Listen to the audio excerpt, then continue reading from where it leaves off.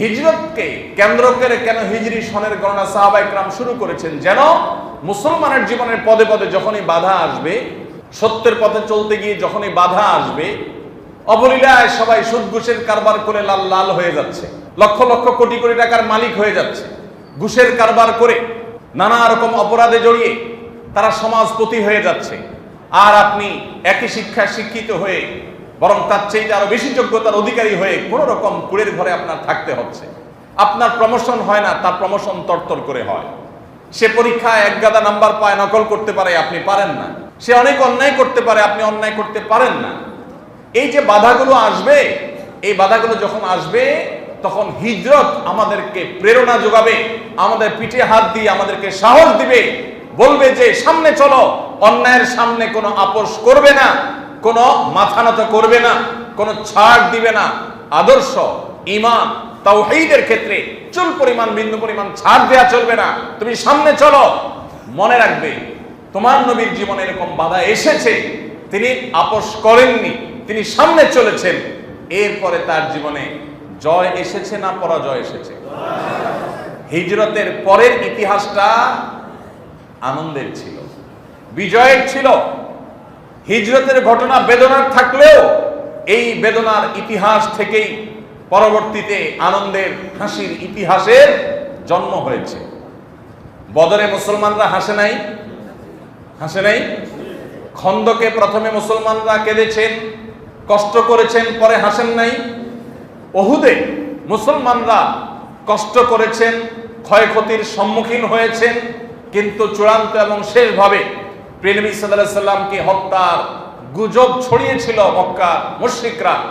তিনি সেই গুজবকে মিথ্যা প্রমাণ করে সাহাবীদের মাঝে ফিরে এসেছেন, সাহাবীদের আনন্দ ফিরে এসেছে, মক্কা বিজয় হয়েছে, গোটা বিশ্বের প্রান্তে প্রান্তরে ইসলাম পৌঁছে গিয়েছে। যে ইসলামের গলা চিপে ধরতে চেয়েছিল মক্কার মুশরিকরা, মক্কা থেকেই যেন বের না হয় সেই চেষ্টা করেছে তারা।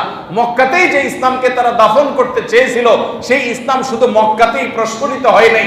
আজকে পৃথিবীর এমন কোন কাঁচা পাকা ঘর নেই, পৃথিবীর এমন কোন সিটি শহর নেই, পৃথিবীর এমন কোন জায়গা নেই যেখানে ইসলামের দাওয়াত, ইসলামের সৌরভ, ইসলামের গ্রাম সেখানে পৌঁছে নেই।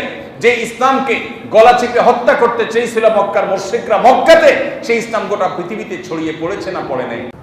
যে হিজরত আমাদেরকে শিক্ষা দিয়েছে যে তোমার জীবনে বাধা আসবে, তুমি প্রস্তুত থাকো, কিন্তু খবরদার বাধায় তুমি ভেঙে গেলে চলবে না। মুসলমান ভেঙে পড়বে না, মুসলমানকে শক্ত থাকতে হবে। তোমার আদর্শের ক্ষেত্রে কোনো ছাড় দিবে না। অনেক ভাই ব্রাদার আছেন আমাদের, বলে ভাই ধর্মকর্ম করার আগে এত বিপদ দেখি নেই, এখন যখন ধর্মকর্ম শুরু করছি, নামাজ কালাম শুরু করছি, এখন দেখি একটার পর একটা বিপদ, ব্যবসা বাণিজ্যের অবস্থা খারাপ, বন্ধু বান্ধব সব পর হয়ে যাচ্ছে, যেখানে যাই শুধু বাধা। আমি বলি যে এটাই হলো আল্লাহ রাব্বুল আলামিনের কাছে আসার লক্ষণ। আল্লাহর কাছে যখন মানুষ আসে তখন আল্লাহ তাআলা তার পরীক্ষা করেন। আর যেগুলো আগে থেকে দূরে, out of syllabus, out of class, তার কোনো পরীক্ষা নেই। ভাইরা আমার, কেন সাহাবায়ে কেরাম হিজরতের মতো অনাকাঙ্ক্ষিত ঘটনা থেকে হিজরতের সনগণনা, হিজরি সনগণনা শুরু করেছে? কারণ হিজরত আমাদের প্রেরণা। হিজরত আমাদের কি ভাই? প্রেরণা। হিজরত আমাদেরকে শিক্ষা দেয় যে হক যেখানেই কাজ করবে, তুমি একাও যদি হকের কথা বলো, তোমার সামনে বাতিল আসবেই। আমরা ফজর নামাজের সময় যখন মুয়াজ্জিন আজান দেয়, অ্যালার্ম দিয়ে শুই, আমরা ফজর নামাজে উঠার সময় আমাদের খুব আরাম লাগে না কষ্ট লাগে? কথা বলেন। ফজর নামাজে ঘুম ছেড়ে, আরামের ঘুম ছেড়ে উঠে মসজিদে যেয়ে নামাজ পড়তে আরাম লাগে না কষ্ট লাগে? সবার কষ্ট লাগে। আচ্ছা, কারণ কি? এমন কোন পাপ দেখাইতে পারবেন যে পাপ করতে মানুষের কষ্ট লাগে? সাধারণত যে কোনো পাপ করতে মানুষের কি লাগে? মজা লাগে, ঠিক না বেঠিক? আর যে কোনো ভালো কাজ করতে মানুষের কষ্ট লাগে না খারাপ লাগে? সাধারণত সাধারণত খারাপ লাগে, মন চায় না। এই যে যেখানেই হক আছে সেখানে কি আছে? বাতিল আছে। যেখানে আপনি ভালো পথে চলতে চাইবেন সেখানে বাধা আছে। এই বাধাটা কে দেয়? শয়তান দেয়, ইবলিস দেয়, যাকে আমরা দেখি না কিন্তু সে আছে। প্রত্যেকটা মানুষের পেছনে পেছনে আছে। আমরা এখানে যতজন মানুষ আছি সবার পেছনে কমপক্ষে একজন করে ইবলিস বরাদ্দ আছে। তার কাজ হলো আপনাকে কি করা?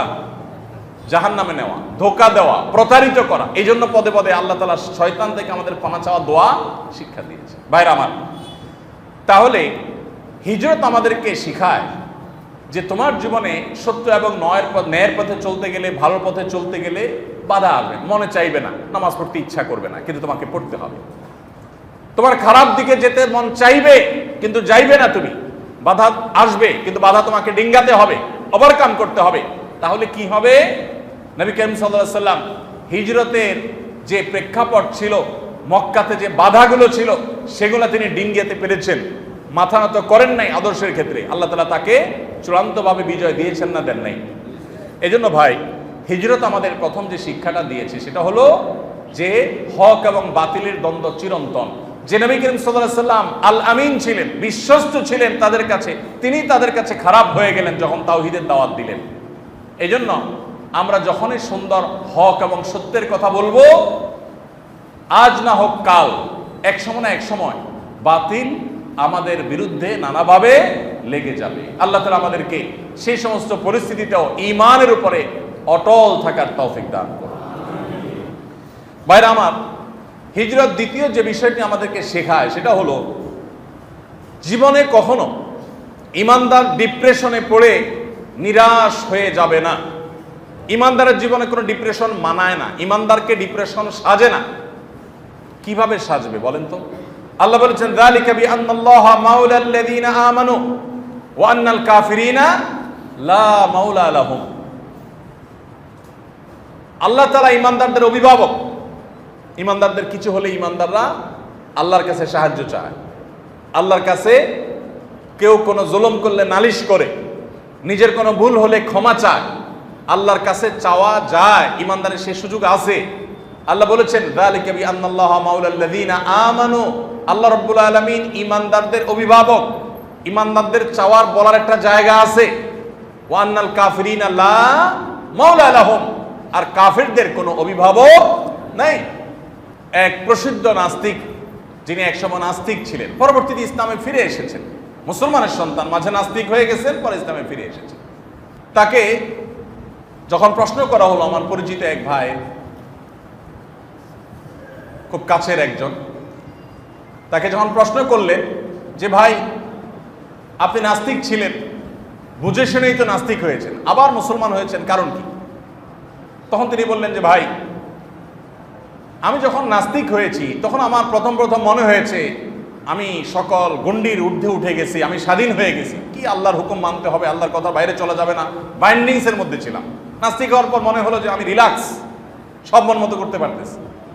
কিন্তু কিছুদিন যেতে না যেতে আমার কাছে মনে হলো যে আমি যেন কোনো প্রকার দিশা, কোনো প্রকার গাইড, এগুলো হারা, নির্হারা একটা পাখির মতো, মানুষের মতো হয়ে গেছে, যে আমার যেন কোনো যাওয়ার জায়গা নাই। কারণ আমার মনে হতো যে আমি একান্তে একটু কারোর সাথে কথা বলি, আমার মনের দুঃখগুলো কাউকে একটু খুলে বলি, আমার অনেক কথা আছে যেগুলো আমি কাউকে বলতে চাই, কোনো মানুষকে না,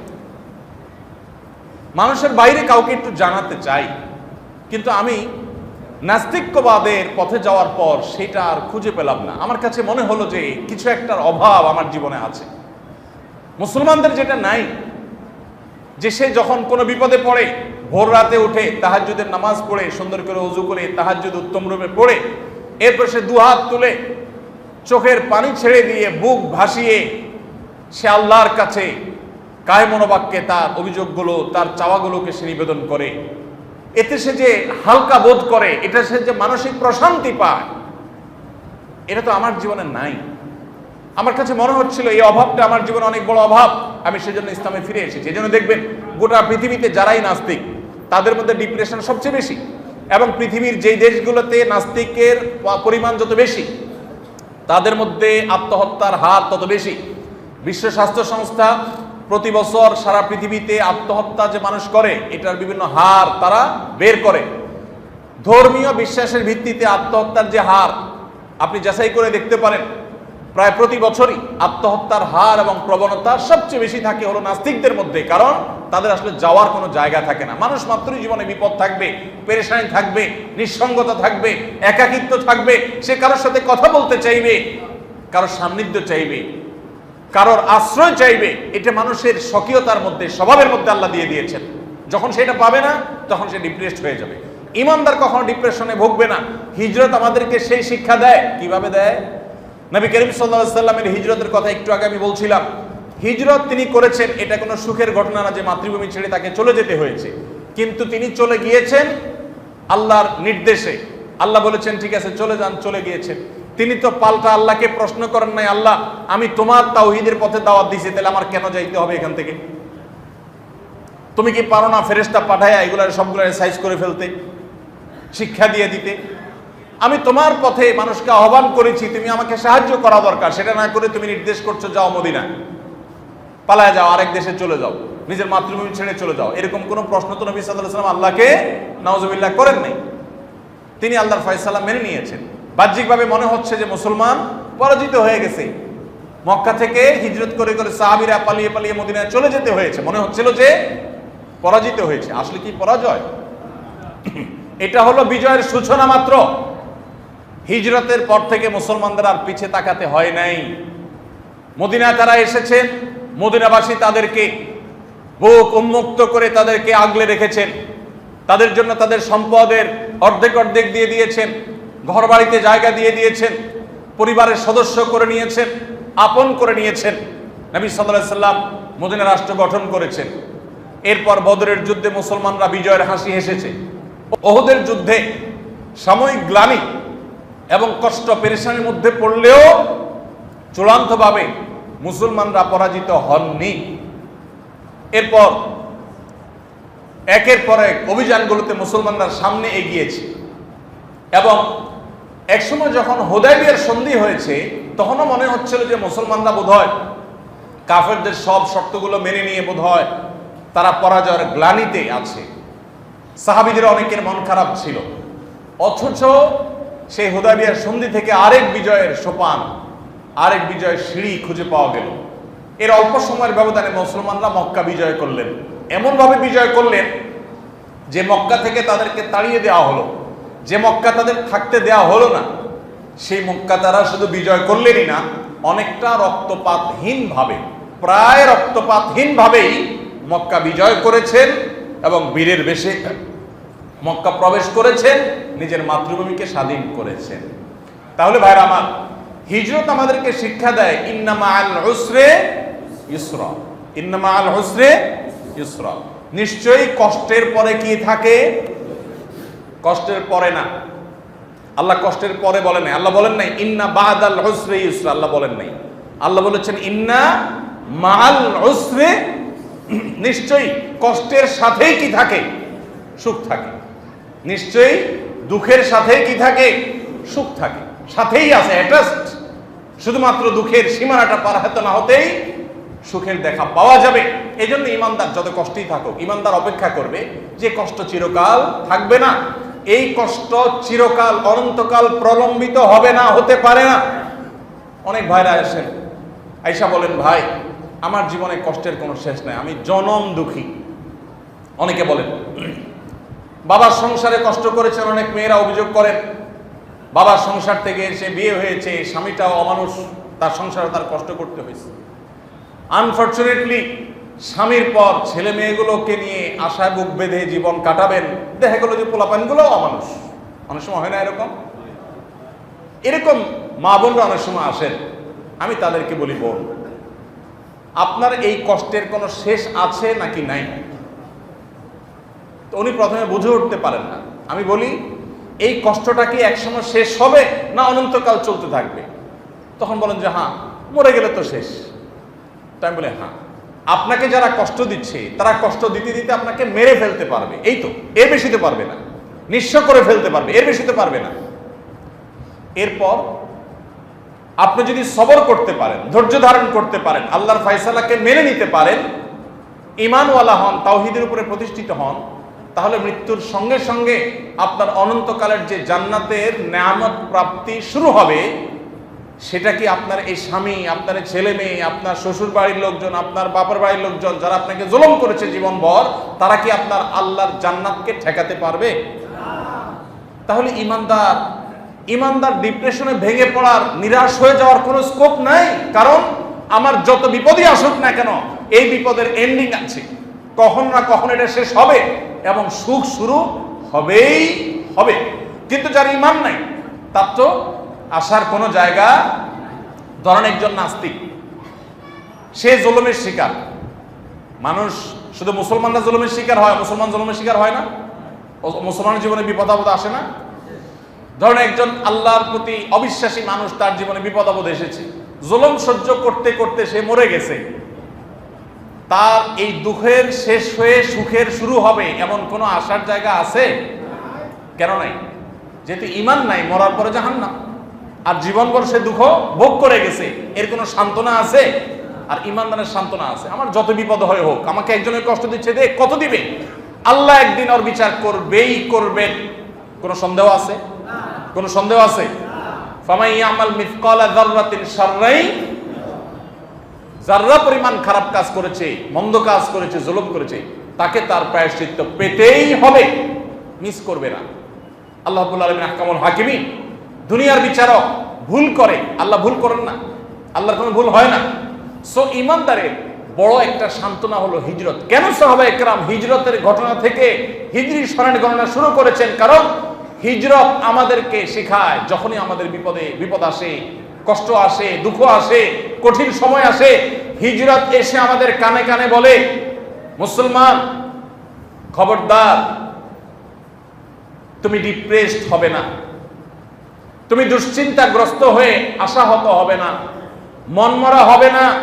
ওয়ালা তাহিনু ওয়ালা তাহজানু ওয়া আনতুমুল আ'লাউনা ইন কুনতুম মুমিনিন।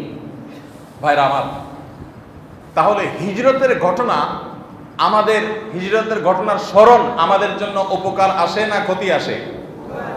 হিজরতের ঘটনা কি আমাদের উপকার করে না ক্ষতি করে? হিজরতের ঘটনা আমাদেরকে প্রেরণা যোগায়, শক্তি যোগায়, সামর্থ্য যোগায়, তাই না? হিজরতের ঘটনা আমাদেরকে দুঃসময়ে পাশে দাঁড়ায়। হিজরতের ঘটনার স্মরণ যখনই হবে, তখনই আমরা আবার ঘুরে দাঁড়াবার শক্তি, সামর্থ্য, শিক্ষা এবং স্বপ্ন দেখতে পারবো ইনশাআল্লাহ। কেন সাহাবায়ে কেরামের কাছে হিজরত এত গুরুত্বপূর্ণ? সবাই তো শুধুমাত্র আনন্দের ঘটনাকে স্মরণীয় করে রাখতে চায়। মুসলমানেরা তারা আনন্দের ঘটনা নয়, তাদের জীবনের একটা কঠিন ঘটনাকে, কঠিন একটা সময়কে তারা, প্রিয় নবীর জীবনের সবচেয়ে কঠিন সময়টাকে তারা স্মরণীয় করে রেখেছে, যাতে সেই কঠিন সময়ের স্মরণ মুসলমানকে সামনে এগিয়ে যেতে সাহায্য করে।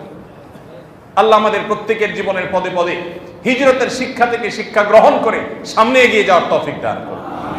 ভাইরা আমার, হিজরত আমাদেরকে শিক্ষা দিয়েছে যে কিভাবে কঠিন সময় সহজ সময়ে পরিণত হয়, একটা দুঃখের সময় কিভাবে সুখের সময় পরিণত হয়। যখন মক্কা থেকে হিজরত করে সাহাবীরা মদিনায় চলে আসেন, নবী সাল্লাল্লাহু আলাইহি ওয়াসাল্লাম রাতের অন্ধকারে মদিনায় চলে আসেন, তখনও হয়তো কেউ কল্পনাও করেনি যে মাত্র ৬-৭ বছরের ব্যবধানে, সামান্য কয়েক বছরের ব্যবধানে মুসলমানরা যেখানে মক্কায় থাকতেই পারছে না জান বাঁচাইয়া, সেখানে বীরের বেশে বুক ফুলিয়ে মাথা উঁচু করে আল্লাহর বড়ত্ব প্রকাশ করতে করতে তারা মক্কায় প্রবেশ করবে। গোটা মক্কা তাদের কর্তলগত হবে, যারা জুলুম করেছে তারা সবাই পদানত হবে।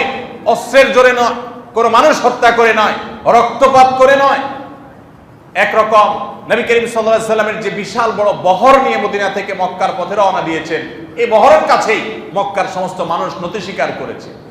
ন্যূনতম প্রতিরোধ করার মতো মানসিক শক্তি পর্যন্ত তাদের ছিল না। এইভাবে আল্লাহ তাদেরকে দুর্বল করে দিয়েছেন। তাহলে হিজরত মনে হতে পারে কঠিন সময় মুসলমানদের জন্য, কিন্তু এই কঠিন সময় মুসলমানদের জীবনে সহজ এবং ভালো সময়ের সূচনা করেছে, ভালো সময়ের জন্ম দিয়েছে। এর অল্প ব্যবধান পরে মুসলমানরা চিরকালের জন্য হাসি হেসেছেন, মক্কাকে কিয়ামত পর্যন্ত সময়ের জন্য বিজয় করেছেন এবং স্বাধীন করেছেন। নিজের সমস্ত কষ্টের গ্লানি তারা দূর করেছেন আল্লাহর অনুমতি সাপেক্ষে। আল্লাহ সে তৌফিক দিয়েছেন। অতএব জীবনে যখনই কঠিন সময় আসবে, হিজরতের এই শিক্ষাটা যেন আমাদের মনে পড়ে। স্মরণ থাকবে তো ইনশাআল্লাহ। নাম্বার 3, হিজরত আমাদেরকে শেখায় মুসলমান প্রত্যেকটা কাজ করবে অত্যন্ত গোছানো এবং পরিকল্পিতভাবে। আমাদের প্রিয় নবী সাল্লাল্লাহু আলাইহি সাল্লামের হিজরত নিয়ে অনেক গবেষণা হয়, এখনো অনেক গবেষণা, অনেক স্টাডি হয়, অনেক রিসার্চ হয় যে প্রিয় নবী সাল্লাল্লাহু আলাইহি সাল্লাম কিভাবে হিজরত করেছেন। তার হিজরতে এরকম সুনিপুণ পরিকল্পনা ছিল, এত চমৎকার প্ল্যান মাফিক হিজরত করেছেন তিনি, যে সেটা রীতিমতো এখনো গবেষণার খোরাক। আপনারা জানেন প্রিয় নবী সাল্লাল্লাহু আলাইহি সাল্লাম হিজরত করবেন যখন মনস্থির করলেন, এর আগে 2টা বৈঠক হয়েছে মদিনার মানুষদের সাথে, মিনার আশেপাশে পাহাড়ের এলাকাতে বায়াতে আকাবা যেটাকে বলা হয়, সেখানে মদিনাবাসীর হাতে হাত রেখে নবী সাল্লাল্লাহু আলাইহি সাল্লাম তাদের বায়াত গ্রহণ করেছেন। এরপর নবী সাল্লাল্লাহু আলাইহি সাল্লাম হিজরতের সিদ্ধান্ত যখন নিলেন আল্লাহর অনুমতি সাপেক্ষে, তিনি সেটাকে সম্পূর্ণ গোপন রাখলেন। এতটাই গোপন রেখেছেন যে নিজের কাছের লোকজনকেও বলেন নাই, কাউকে বলেন নাই। কারণ কিছু মানুষকে বললে সেটা আস্তে আস্তে লিক হয়ে যেত, আর মক্কার মুশরিকরা, শত্রুরা, কাফেররা তখন চান্স পেয়ে যেত, নবী সাল্লাল্লাহু আলাইহি সাল্লামকে আর যেতে দিত না, আটকে ফেলত। তিনি বিষয়টাকে গোপন রাখলেন। আবু বকর রাদিয়াল্লাহু তাআলা আনহুকে শুধুমাত্র এলান দিয়ে রেখেছেন প্রস্তুত থাকার জন্য, তিনি প্রস্তুত।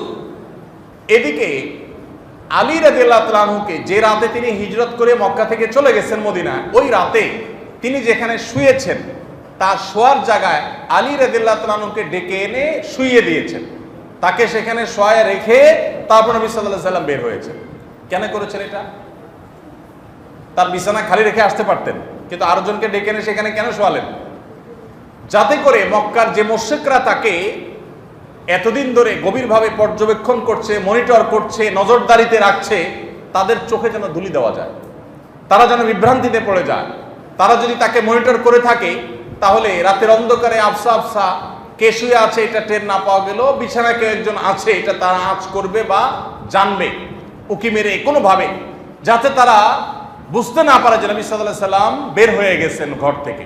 এই জন্য তিনি আলীকে সেখানে শোয়ে গেলেন, পরিকল্পনা দেখেন। এরপর যখন তিনি চলে যাচ্ছেন, আসমা রাদিয়াল্লাহু তাআলা আনহা জাতুন নিতাকাইন, তাকে দায়িত্ব দিলেন তামউইনের, তাকে দায়িত্ব দিলেন ক্যাটারিং এর, যে আমরা তো মক্কা থেকে গারে সৌরে গিয়ে আশ্রয় নিব বা আশ্রয় নিতে হয়েছে, তো গারে সৌরে যেহেতু অবস্থান করতে হবে কিছুকাল, অতএব এই সময়ে খাবার দাবার তিনি রান্নাবাড়া করে এটা প্রস্তুত করে সেখানে পৌঁছানোর দায়িত্ব তাকে দিয়েছেন, পরিকল্পনা করে গিয়েছেন। এরপরে আবু বকর রাদিয়াল্লাহু তাআলা আনহুর ছেলে আব্দুল্লাহ ইবনে আবি বকর, আয়েশা রাদিয়াল্লাহু তাআলা আনহার ভাই আব্দুল্লাহ ইবনে আবু বকর রাদিয়াল্লাহু তাআলা আনহুকে দায়িত্ব দিয়েছেন যে তোমার কাজ হলো, আমরা যখন মক্কা ছেড়ে ডাইরেক্ট মদিনায় না গিয়ে গারে সৌরে আশ্রয় নিব, তখন তুমি মক্কার লোকজন, শত্রুপক্ষ, কাফেররা কি কি আলাপ আলোচনা করে, প্ল্যান পরিকল্পনা করে, এগুলো আমার কাছে পৌঁছে দিবা, তাহলে আমরা প্ল্যান করতে সুবিধা হবে। আর তারও আগের প্ল্যান দেখে তিনি হিজরতের জন্য রাতের অন্ধকারে মক্কা থেকে ডাইরেক্ট মদিনার দিকে চলে যেতে পারতেন, কিন্তু যান নাই। মক্কা থেকে বের হয়ে যারা গারে সৌরে গিয়েছেন, হজমরা গেছেন, তারা অনেকে গেছেন, তারা জানেন মক্কা হারাম থেকে একদম কাছে, বেশি দূরে না গারে সৌর। তো নবী সাল্লাল্লাহু আলাইহি সাল্লাম হারাম থেকে বের হয়ে, নিজের এলাকা থেকে বের হয়ে সামান্য কিছু দূর গিয়েই একটা গুহায় গিয়ে, পাহাড়ের চূড়ার একটা গুহায় গিয়ে আশ্রয় নিয়েছেন। সোজা যান নাই। কেন সোজা যান নাই? কারণ সোজা যেতে গেলেই মক্কার মুশরিকরা পিছনে ধাওয়া করে ধরে ফেলবে। এই জন্য তাদেরকে চোখে ধুলি দেওয়ার জন্য কিছু দূর গিয়ে গর্তে আশ্রয় নিয়েছেন। এবার তারা বিভ্রান্ত হয়ে যাচ্ছে, খুঁজে পাচ্ছে না। কয়েকদিন চলে যাওয়ার পর কোনো হদিস না পেয়ে তারা যখন আশা ছেড়ে দিয়েছে, তখন নবী সাল্লাল্লাহু আলাইহি সাল্লাম বের হয়ে মদিনা পথে রওনা দিয়েছে। পরিকল্পনা দেখেন কাকে বলে, কত প্রকার কি কি। আব্দুল্লাহ ইবনে আবু বকরকে দায়িত্ব দিলেন, এদিকে তুমি মক্কার মানুষরা কি কানাঘুষা করে, আলাপ আলোচনা করে আমাদের কাছে সংবাদ পৌঁছাবা। এদিকে আমর ইবনে ফুহাইরা রাদিয়াল্লাহু তাআলা আনহু, আরেকজন সাহাবী, তাকে দায়িত্ব দিলেন। আব্দুল্লাহ ইবনে আবু বকর যেহেতু আবু বকরের ছেলে, আর আবু বকর যেহেতু নবী সাল্লাল্লাহু আলাইহি সাল্লামের সাথে আছে, অতএব এই লোকটা যখন মক্কা থেকে গারে সৌরের দিকে যাবে, তখন যে তার পদচিহ্ন, তিনি যে হেঁটে হেঁটে যাবেন, তার পায়ের ছাপ পড়বে না, এই ছাপগুলো দেখে তো মক্কার মুশরিকরা ওই ছাপ অনুসরণ করে করে আমাদের ধরে ফেলবে। এই জন্য সে পায়ের ছাপটা মুছে দেওয়ার জন্য আমর ইবনে ফুহাইরাকে নিযুক্ত করেছেন যে তুমি তোমার ছাগলের পাল, এক পাল ছাগল নিয়ে আব্দুল্লাহ যখন হেঁটে যাবে, তখন তার পেছন দিয়ে ছাগলের পাল ছেড়ে দিবে, যে ছাগলের পাল হেঁটে ওনার পায়ের চিহ্ন মুছে দিবে। কোন দিকে গেছে এটা তারা হদিস পাবে না। এরপর আব্দুল্লাহ ইবনে উরাইকিত আরেকজনকে দায়িত্ব দিয়েছেন যিনি মদিনার পথ খুব ভালো করে চিনেন। মক্কার মুশরিকদের তারা যেন বিভ্রান্তিতে পড়ে যায়, তারা যেন বুঝে উঠতে না পারে কোন কোন পথে যাওয়া যেতে পারে, প্রসিদ্ধ পথ এর বাইরে কোন কোন পথ আছে, এগুলো দেখভাল করার জন্য, এগুলোতে রাহবারি এবং পথ নির্দেশ করবার জন্য আব্দুল ইবনে উরাইকাতকে রেখেছেন। তাহলে দেখেন এত সুনিপুণ পরিকল্পনা করে হিজরত করেছেন যে মক্কার মুশরিকদের যত প্ল্যান প্রোগ্রাম, তাদের যত প্রস্তুতি সব ভেসে গেল, কোনোটা কাজে আসলো না। নবী সাল্লাল্লাহু আলাইহি ওয়াসাল্লাম নিরাপদে হিজরত করে মদিনায় ঠিকই পৌঁছে গেলেন। এই হিজরত আমাদেরকে শিক্ষা দেয় জীবনের প্রত্যেকটা পদে পদে এভাবে সুন্দর সুনিপুণ পরিকল্পনা করে এগিয়ে যেতে হবে। আপনি মুসলমান, ব্যবসা বাণিজ্য করতে নামছেন, 2 দিন উল্টাপাল্টা ব্যবসা বাণিজ্য করে বাকি ঝুঁকি দিয়ে ব্যবসা বাণিজ্য শেখা ছাড়া ব্যবসা করতে গিয়ে ধরা খেয়ে এরপরে বলতেছেন আমি আল্লাহর নাম নিয়ে ব্যবসা শুরু করছি, 2 নম্বরই করি নাই, তারপরও আল্লাহ আমারে বরকত দেয় নাই, আমার ব্যবসা শেষ হয়ে গেছে। আপনি সুন্দর করে পরিকল্পনা করেন নাই, দোষ দিচ্ছেন কার? আল্লাহ। আছে না নাই আমাদের জীবনে এরকম? ভাইরা আমার, হিজরত আমাদেরকে শিখায় মুসলমান তার জীবনের প্রত্যেকটা কাজকে তার আল্লাহর দেওয়া বিবেক বুদ্ধি খরচ করে সর্বোচ্চ সুন্দরভাবে পরিকল্পনা করে খুবই সুন্দরভাবে সাজিয়ে গুছিয়ে তারপর কাজ করবে। এই শিক্ষা ইসলাম দিয়েছে। এবং প্রত্যেকটা মানুষের মধ্যে প্রোডাক্টিভিটি আছে, অ্যাডভান্টেজ আছে, সৃষ্টিশীলতা আছে, বিশেষ যোগ্যতা আছে, কাজে লাগাতে হবে। অনেকে কাজে লাগাতে না পারে শুধু দোষারোপ করেন। দোষারোপ নয়, প্রত্যেকের প্রয়োজন অনুযায়ী তাকে কাজে নবী সাল্লাল্লাহু আলাইহি ওয়াসাল্লাম এখানে কতগুলো মানুষকে কাজে লাগিয়েছেন, কাকে দিয়ে কোন কাজ হবে তাকে সে কাজের জন্য সেট করেছেন। তাহলে তিনি আমাদেরকে পরিকল্পনার শিক্ষা দিয়েছেন হিজরতের মাধ্যমে। নাম্বার 4, হিজরতের মাধ্যমে নবী সাল্লাল্লাহু আলাইহি ওয়াসাল্লাম শিক্ষা দিয়েছেন শুধু পরিকল্পনা করে আমি সব কিছু করে ফেলবো, মুসলমানের এই বিশ্বাস থাকবে না। মুসলমান পরিকল্পনা ঠিকই করবে, কিন্তু বিশ্বাস থাকবে যে হবে সেটা যেটা আল্লাহ ফায়সালা করেছেন। এজন্য নিজের পরিকল্পনা শতভাগ পারফেক্ট হওয়া সত্ত্বেও মুসলমান দিন শেষে পরিকল্পনা শেষে বলবেন ওয়া উফাউযিদু আমরি ইলাল্লাহ ইন্নাল্লাহা বাসীরুম বিল ইবাদ। আমি আমার চেষ্টা অনুযায়ী প্ল্যান প্রোগ্রাম করেছি আর পুরো বিষয়টাকে আমার রবের কাছে ন্যস্ত করে দিয়েছি। আল্লাহ দেখছেন সবকিছু, অতএব আল্লাহ যা করেন সেটাই হবে, আমার প্ল্যানেই যে হবে তা নয়, প্ল্যান আমার করা সর্বোচ্চ ভালোভাবে আমি করেছি। এরপর সে ভরসা করবে, তাওয়াক্কুল করবে কার উপরে? আল্লাহর উপরে। কিরকম ভরসা? যে তার জীবনে সবচেয়ে বড় বিপদ যদি আসে, পায়ের নিচ থেকে মাটি সরতে সরতে সরতে সরতে যদি একেবারে শূন্য হয়ে যায়, তার যদি পিঠ দেয়ালে ঠেকেও যায়, তারপরও সে বলবে লা তাহজান ইন্নাল্লাহা মা'ানা। নবী সাল্লাল্লাহু আলাইহি ওয়াসাল্লাম হিজরতের সময় বলেন নাই? কাকে বলেছেন? তার সফর সঙ্গী আবু বকর সিদ্দিক রাদিয়াল্লাহু তাআলা আনহু যখন বলছিলেন হে আল্লাহর রাসূল, আমরা যে গর্তে আছি, মক্কার মুশরিকরা সে গর্তের চারপাশে ঘিরে ফেলেছে, উপর থেকে দেখা যাচ্ছে গর্ত থেকে যে ওরা উপরে দাঁড়িয়ে আছে, ওরা চতুর্দিকে খুঁজতেছে, শুধু নিচে তাকালেই আমাদেরকে দেখে ফেলবে। কঠিন সময়, ভয়াবহ অবস্থা। এখন তো তারা দেখে ফেলবে, শুধু নিচে তাকালেই হয়। এত দুশ্চিন্তা যখন আবু বকর রাদিয়াল্লাহু আনহু, তখনও নবী করিম সাল্লাল্লাহু আলাইহি ওয়াসাল্লাম তাকে কি বলেছেন? আবু বকর, আপনার কি ধারণা ওই 2 ব্যক্তি সম্পর্কে যাদের সঙ্গে তৃতীয় সত্তা হলেন আল্লাহ, তাদের সম্পর্কে আপনার কি মনে হয় যে আল্লাহ তাদেরকে শেষ করে, আল্লাহ যাদের সাথে আছেন তাদের ক্ষতি হয়ে যাবে, এটা আপনি চিন্তা করেন কিভাবে? লা তাহজান, তিনি বলেছেন লা তাহজান ইন্নাল্লাহা, আপনি কোনো টেনশন করবেন না, আল্লাহ আমাদের সাথে আছেন, আল্লাহ আমাকে নির্দেশ করেছেন, সো কোনো অসুবিধা হবে না। ঠিকই মক্কার মুশরিকরা সবই দেখেছে, গুহার দিকে তারা তাকায় নাই, আল্লাহ তাদেরকে তাকাতে দেন নাই। তাহলে বোঝা গেল ইমানদারের জীবনে সবচেয়ে কঠিন সময় বা সবচেয়ে ভালো পরিকল্পনা করার পরও তাকে তাওয়াক্কুল করতে হবে। কি করতে হবে ভাই? কারণ আল্লাহ কোরআনে বলেছেন ইন্নাল্লাহা ইউহিব্বুল মুতাওয়াক্কিলিন, আল্লাহ তাআলা কাকে ভালোবাসেন? তাওয়াক্কুলকারীদেরকে ভালোবাসেন। ভাইরা আমার, তাহলে আমরা হিজরত থেকে চতুর্থ শিক্ষা পেলাম তাওয়াক্কুলের শিক্ষা, আল্লাহর উপরে ভরসার শিক্ষা, নির্ভরতার শিক্ষা। তাহলে হিজরতের ঘটনা আমাদের জীবনের পদে পদে দরকার, তার শিক্ষাগুলো আমাদের জীবনে দরকার আছে না নাই?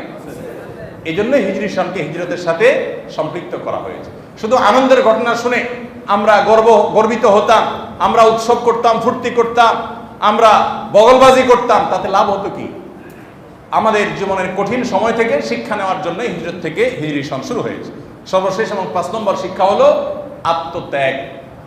হিজরত আমাদের কি শিক্ষা দিয়েছে ভাই? আত্মত্যাগ শিক্ষা দিয়েছে।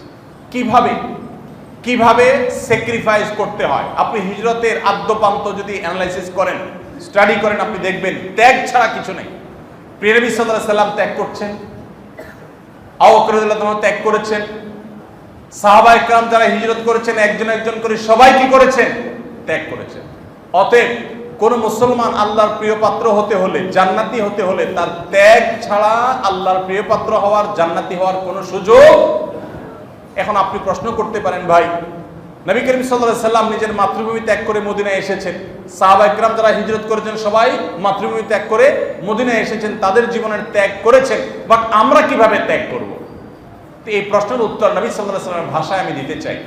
বুখারী মুসলিম একযোগে বর্ণনা করেছে, নবী করিম সাল্লাল্লাহু আলাইহি সাল্লাম বলেছেন, ওয়াল মুহাজিরু মান হাজারা মা নাহাল্লাহু আনহু। আল্লাহর কাছে মুহাজির ওই ব্যক্তি, শুধুমাত্র মাতৃভূমি ত্যাগ করলেই মানুষ হিজরতকারী হয় না, তারা তো হিজরতকারী আছেনই, এর পাশাপাশি আল্লাহ যা নিষেধ করেছেন সে নিষিদ্ধ বস্তুকে যে ব্যক্তি ত্যাগ করে আল্লাহর খাতিরে, মাতৃভূমি ত্যাগ করতে যেরকম মানুষের কষ্ট লাগে, দুঃখ লাগে, মন চায় না, তারপরে তাকে ত্যাগ করতে হয়, ঠিক একইভাবে কোনো হারাম, কোনো অন্যায়, কোনো অপরাধ, কোনো খারাপ কাজ এটা ত্যাগ করতে মানুষ চায় না, কিন্তু আল্লাহর জন্য যদি সে ত্যাগ করে, সে যদি স্যাক্রিফাইস করে, সে যদি ছেড়ে দেয়, এই ব্যক্তি আল্লাহর খাতায় মুহাজির হবে ইনশাআল্লাহ। তাহলে আমাদের মুহাজির হওয়ার সুযোগ হারাম কাজ বর্জন করার মধ্য দিয়ে। আপনি সুদ ঘুষের কারবার করতে পারেন, সবাই করে লাল হচ্ছে, বাট আপনি করছেন না, ত্যাগ করছেন। এই যে স্যাক্রিফাইস করছেন, এটাই হলো আপনার হিজরত। এটাই হিজরত শব্দের অর্থই হলো ত্যাগ, এটাই হলো আপনার স্যাক্রিফাইস। মুসলমানের জীবনটাই হবে স্যাক্রিফাইসের, বিনিময় লাভ করবে অনন্ত অসীমকালের জান্নাতের। আর যারা মুসলমান না, তারা দুনিয়াতে ভোগ করবে, ভোগ করতে চাইবে, বাহ্যিকভাবে ভোগ করবে হয়তো, বাট মানসিক প্রশান্তি তাদের হবে না। দুশ্চিন্তা, ডিপ্রেশন, মনের কষ্ট নিয়ে তাদের জীবন তারা পার করে ফেলবে। গোটা পৃথিবীতে উন্নত দেশগুলোকে নিয়ে একটু ভাবেন, একটু দেখেন, একটু চোখ কান খোলেন। ফিনল্যান্ডের মতো দেশ, সুইজারল্যান্ডের মতো দেশ, পৃথিবীর যে দেশগুলোকে বলা হয় প্রতি বছর জরিপে তারা সবচেয়ে সুখী দেশ হিসাবে 1 নম্বর হয়, চ্যাম্পিয়ন হয়, সে দেশগুলোতে মানুষের সুখের অবস্থা দেখেন। সুখী দেশ বলা হয় বিভিন্ন ক্রাইটেরিয়া, তাদের পরিবেশ, অপরাধ প্রবণতা কম থাকা, তাদের শিক্ষা দীক্ষার ব্যবস্থা, তাদের ওখানকার এনভায়রনমেন্ট, প্রকৃতি, সব কিছু মিলিয়ে, আর্থিক অবস্থা, এগুলো মিলিয়ে তাদেরকে সুখী দেশ হিসাবে নিরূপণ করা হয়, নির্বাচন করা হয়। কিন্তু ব্যক্তিগত পর্যায়ে মানুষের মধ্যে ডিপ্রেশন, কষ্ট, মনোবেদনা এত বেশি যে আত্মহত্যা করবার জন্য রাষ্ট্র জনগণকে আইন করে অধিকার দিয়ে দিতে হয় যে কেউ মরতে চায় বা মরতে পারো, এত বেশি মানুষ নিজে নিজে মরতে চায়। ভাইরা আমার, মানসিক অশান্তির কারণে মানুষ মরতে চায়, বাঁচতে চায় না। অনেক টাকা পয়সা আছে কিন্তু শান্তিটা নাই। কিন্তু মুসলমান ত্যাগের মধ্যেও শান্তি পায়। আল্লাহর জন্য যারা ত্যাগ করে শান্তি পাওয়ার এই অভাবনীয়, অবর্ণনীয় স্বাদ এবং এই তৃপ্তি যাদের আস্বাদন করার তৌফিক হয় নাই, আমি বিনীতভাবে তাদেরকে অনুরোধ করতে চাই, আল্লাহর জন্য ত্যাগ করে দেখেন। জীবনে ভোগের আনন্দ তো বহু দেখেছেন, ত্যাগের আনন্দ দেখেন নাই। সাধারণত ত্যাগ করলে মনে হয় যে কষ্ট হবে, কিন্তু আল্লাহর জন্য স্যাক্রিফাইস করতে মানুষের কষ্ট হলেও স্যাক্রিফাইসের পরবর্তীতে অবর্ণনীয় এক তৃপ্তি অনুভব হয়, যেটা পৃথিবীর সমস্ত ভোগ একত্র করলেও তার সাথে তুলনাযোগ্য হয় না। এই জন্য ভাই, আল্লাহর জন্য সব অন্যায় বর্জন করবো তো ইনশাআল্লাহ। যে বন্ধু আমাকে মাদকের দিকে ডাকে, যে বন্ধু অন্য মেয়েকে টিজ করে, উত্ত্যক্ত করে, যে বন্ধু অন্য বন্ধুদের নিয়ে মাস্তানি করে, যে বন্ধু নামাজ পড়ে না, নামাজ পড়ার ব্যাপারে নিরুৎসাহিত করে, সে বন্ধু আমার বাল্য বন্ধু হতে পারে, অন্তরঙ্গা বন্ধু হতে পারে, সারা জীবনের বন্ধু হতে পারে, কিন্তু আমি তার সাথে সম্পর্ক ছিন্ন করব শুধুমাত্র কার জন্য? আল্লাহর জন্য। যে ওর সঙ্গ আমাকে আল্লাহ থেকে দূরে সরিয়ে দিচ্ছে, তার সঙ্গ আমাকে ভালো কাজ থেকে দূরে সরিয়ে দিচ্ছে, আর সেজন্য আমি আল্লাহকে খুশি করবার জন্য মন্দ সঙ্গীকে ত্যাগ করলাম। এই যে স্যাক্রিফাইস। হারাম সম্পর্কে জড়িয়ে গেছেন, হারাম রিলেশনে জড়িয়ে গেছেন, গোটা দেশ, গোটা পৃথিবীকে শয়তান এবং তার দোসররা ডিজাইন করছে যে তরুণরা সবাই হারাম রিলেশনে জড়িয়ে যাবে, বিবাহ উঠে যাবে, পারিবারিক বন্ধনকে তুলে দেওয়া হবে, পৃথিবী তার ধ্বংসের দিকে চলে যাবে। পৃথিবীর উন্নত দেশগুলো চলে যান। পরিবার কাকে বলে? আবার আস্তে আস্তে তারা ভুলতে বসেছে। পরিবার ব্যবস্থাপনা গরিবদের মধ্যে, বড়লোকদের মধ্যে পরিবার ব্যবস্থাপনা কম। বিদেশে যাওয়ার দরকার নাই, দেশে একটু চোখ খুলে তাকালে দেখবেন পয়সা কড়ি যত বেশি, সহায় সম্পদ যত বেশি, প্রভাব প্রতিপত্তি যত বেশি, পাওয়ার যত বেশি, সমাজপতি যত বেশি, দেখবেন দাম্পত্য কলহ তত বেশি, বিয়ে তত বেশি ভাঙে। আর যত গরিব দেখবেন যে বিবাহ তুলনামূলকভাবে তত মজবুত থাকে। মিলায় দেখবেন ভাইরা আমার। তো শয়তান এবং তার দোসররা গোটা পৃথিবীকে ডিজাইন করছে যে মানুষকে যেভাবেই হোক যৌন অপরাধে জড়িয়ে ফেলতে হবে, বিবাহের বাঁধ তুলে দিতে হবে। আপনি হারাম সম্পর্কে জড়িয়ে গেছেন, শয়তানের প্ররোচনা পরিচিত হয়ে এখন আপনার বোধোদয় হয়েছে যে আপনি হারামের পথে গিয়েছেন, আপনি ভালো কাজ করেন নাই। আপনি আল্লাহর জন্য স্যাক্রিফাইস করলেন, কাজ করে ফেললেন, দূরে সরে আসলেন। আপনি একটা অন্যায় কাজ করতে যাচ্ছেন, করতে পারেন চাইলে, কিন্তু আল্লাহর জন্য করলেন না, ফিরে আসলেন। ভাইরা আমার, এই কাজগুলো যদি করা যায় তাহলে সেক্ষেত্রে নবী করিম সাল্লাল্লাহু আলাইহি ওয়াসাল্লামের ভাষা অনুযায়ী হিজরত করে মানুষ যে মর্যাদা পায়, আল্লাহ রাব্বুল আলামিন আমরা এরকম আল্লাহর জন্য হারাম কাজগুলো যেগুলো করতে আমাদের অনেক লোভ হয় সেগুলো যদি ত্যাগ করতে পারি, আল্লাহ রাব্বুল আলামিন আমাদেরকে মুহাজিরের মর্যাদা দান করবেন ইনশাআল্লাহ। সবাইকে মুহাজিরের মর্যাদা চাইতো ইনশাআল্লাহ। আল্লাহ তাআলা আমাদের সবাইকে মুহাজিরদের মতো মর্যাদা অর্জন করার তৌফিক দান করুন। আস-সুন্নাহ ফাউন্ডেশন, উম্মার স্বার্থে সুন্নাহর সাথে।